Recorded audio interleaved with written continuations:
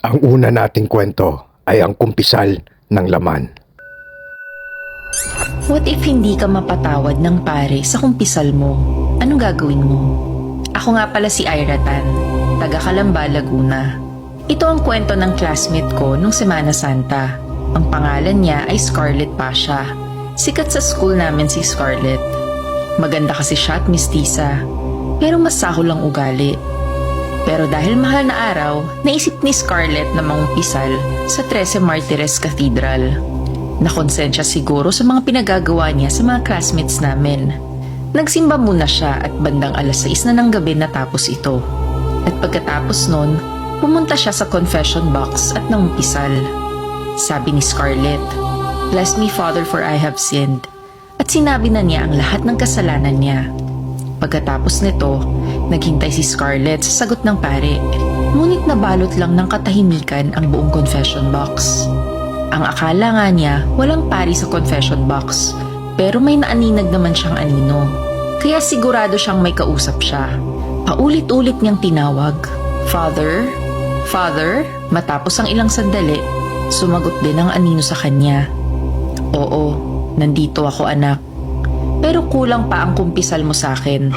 Nagtaka si Scarlett at sinagot niya ang pari na nasabi na raw niya ang lahat ng kasalanan niya. Sabi naman ng pari sa dilim, "Niloloko mo ba ang Diyos?" Alam kong meron ka pang sikreto. Naasar si Scarlett at gustong lumabas sa confession box. Pero hindi niya maigalaw ang kanyang mga paa. Kinabahan at natakot si Scarlett. Hindi niya alam kung bakit ito nangyayari. Paano nalaman ng pare ang tinatagong sikreto niya? Mind reader ba ang paring ito? Isa pa, natatakot din siya sa anino ng pare. At dahil dito, para matapos na, kinumpisal na niya ang lahat ng sikreto niya. Dagdag ni Scarlett sa kumpisal, nagnanakaw din daw siya sa wallet ng tatay niya. At ang nakakagulat, inamin rin niya na kabit siya ng isang teacher nila kahit na may asawa ang teacher na ito. Dahil sa takot at hiya, umiyak si Scarlett. Sagot naman ng pari sa kanya na pinapatawad na siya at magdasal ng 10 Our Father at 5 Hail Mary. Nakalakad na rin palabas si Scarlett at tila nawala ang pagkamanhid ng kanyang paa. Nagdasal ito sa labas ng confession box at lumuhod. Kung mahilig ka nga pala sa twisted stories, follow ka na sa Book of Bad Ideas. Going back to the story, napansin naman ng isang pari na si Father Valdez na umiiyak si Scarlett habang nagdarasal. Lumapit ito kay Scarlett at tinanong kung bakit ito umiiyak. Kunento ni Scarlett ang nangyari.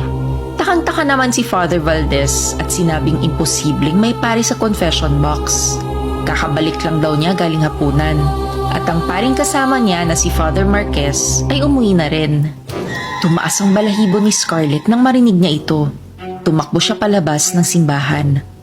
Pero paglabas niya ng gate ng simbahan, may nakita siyang isang anino ng isang pare. Nagyoyosi ito at nakangiting tumingin sa kanya. Nanigas si Scarlett, hindi makagalaw sa takot. Lumapit ang pari sa kanya at hinawakan ang ulo nito. Sabi ng pare, "Mabuti at kinumpisal mo ang lahat sa akin. Kung hindi, baka napano ka na." Hinampas ni Scarlett ang kamay ng pare at tumakbo pa uwi.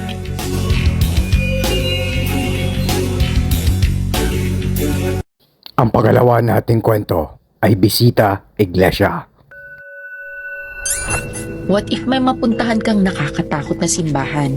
Anong gagawin mo? Ako nga pala si Danny Camacho, 20 years old at taga Lucena City. Ngayong Semana Santa, nag-message sa GC namin ang barkada kong si Jeric at nag-aayang magbisita iglesia. Sabi ng buong barkada namin sa GC, ang corny daw ni Jeric. Mas gusto na lang mag-outing na lang tulad ng nakararami. Masarap mag-beach, lalo na ngayong sobrang init. Sabi ko naman sa GC, what if ipagsabay na lang natin ang outing at bisita iglesia? Puntahan natin ang mga magagandang simbahan at mag-picture-picture dito para at least masaya ang bisita iglesia namin. Marami din namang gumagawa nito. Ginagawang outing na lang ang pagbibisita iglesia sa halip na maging seryoso at alalahanin si Kristo at ang paghihirap niya. Sumang-ayon naman silang lahat sa suggestion ko. Kaya nung Huwebes Santo, dala ni Jeric ang auto niya. Kasama din namin si Jenny at Angie. Sabi ni Jeric, dapat 14 churches daw kami. Sabi ko naman, okay na ang 7. Hindi naman kailangan 14 talaga. Inuna namin ng St. Ferdinand Cathedral Parish. Ang ganda dito. Pang IG ang background. Sinunod naman namin ang Our Lady of Peñafrancia Parish. Maganda din ang simbahan na ito. Very Instagrammable. Pagkakuha namin ng picture, pinost ko kagad ito at marami sa mga friends ko ang nag-like. Habang nagpapapicture pa kami sa simbahan, may lumapit na isang pari sa amin. Medyo bata pa ang pare, bago pa lang siguro. Kala ko papagalitan kami dahil picture kami ng picture sa halip na nagdadasal. Pero sabi ng pare, may alam pa raw siyang isang simbahan na maganda. Maliit lang daw itong kapilya, pero pang Instagram din daw. Nang sinabi niya ito, na-excite at game kami. Medyo malayo nga lang daw ito. Sabi naman ni Jeric, hindi ito problema dahil may auto namang dala. Sasamahan daw kami ng pare. Siya daw si Father de Guzman. Kung mahilig ka nga pala sa twisted stories, follow ka na. Going back to the story, medyo malayo din ang binyahin namin. Nagawin na kami sa bayan ng San Roque. Kinalabit ako ni Jenny. Sabi niya, bakit parang medyo liblib na ang lugar? Sabi ko, ayos lang yun. Pari naman ang kasama natin. Hold upin ba tayo ng pare? Nagtawanan kami. At maya-maya pa, nakarating na rin kami sa La Consolacion Parish ng San Roque. At totoo nga ang sinabi ni Father de Guzman. Napakaganda dito. So far, ito ang pinaka-Instagrammable na simbahan na napuntahan namin. At labas pa lang ito ha. Ano pa kaya ang loob? Sabi ni Father, mas maganda pa raw ang interior ng simbahan. Kaya pumasok kami. Pero pagdating sa loob, nagtaka kami at sobrang dilim dito. At nagulat kami sa nakita namin. Punong-puno ito ng mga krus na nakabaliktad. Hindi ito ang simbahan ng Diyos. Hindi ko alam kung kulto ba to o sa demonyo. Kinabahan kami. Gusto na sana naming makaalis pero biglang nag-lock ang pinto ng entrance. Kinulong kami sa loob. Hinahanap namin si Father pero hindi namin ito makita. Sinipa ni Jeric ang pinto at sa wakas, nakalabas din kami. Mabilis kaming sumakay sa auto ni Jeric. At nang paalis na kami, nakita na namin si Father. Nasa labas ito ng simbahan, pero wala itong ulo. Kinilabutan kaming lahat. Gusto pa sana ni Angie picturean ng paring walang ulo, kaso naubos na ang battery ng phone niya. Agad naman kaming pumunta sa police station para i-report ito. Tinawanan lang kami ng pulis. Sabi nila, wala daw La Consolacion Parish ang San Roque.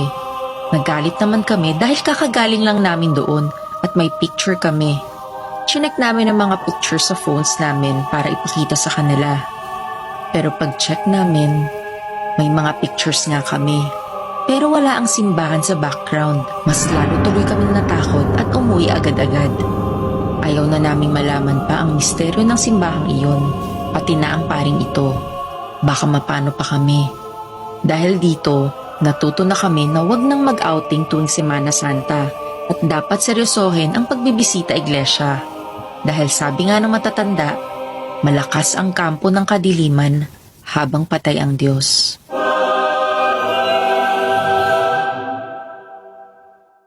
Ang huli nating kwento ay ang palaspas ni Lola. What if pangontra pala sa aswang ang palaspas?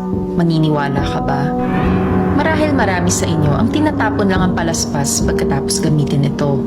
Pero mali daw yun.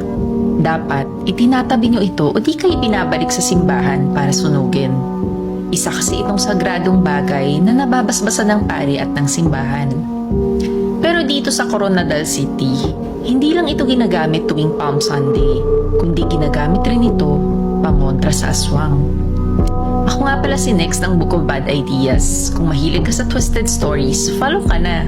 Ang storya natin ngayong gabi ay galing kay Abby Constantino, 14 years old at taga Coronadal City. Sulat niya, totoo po na pangontra aswang ang palaspas, Ate Nix at Kuya Steve. Dahil nung nakaraang Holy Week, nagamit namin ito.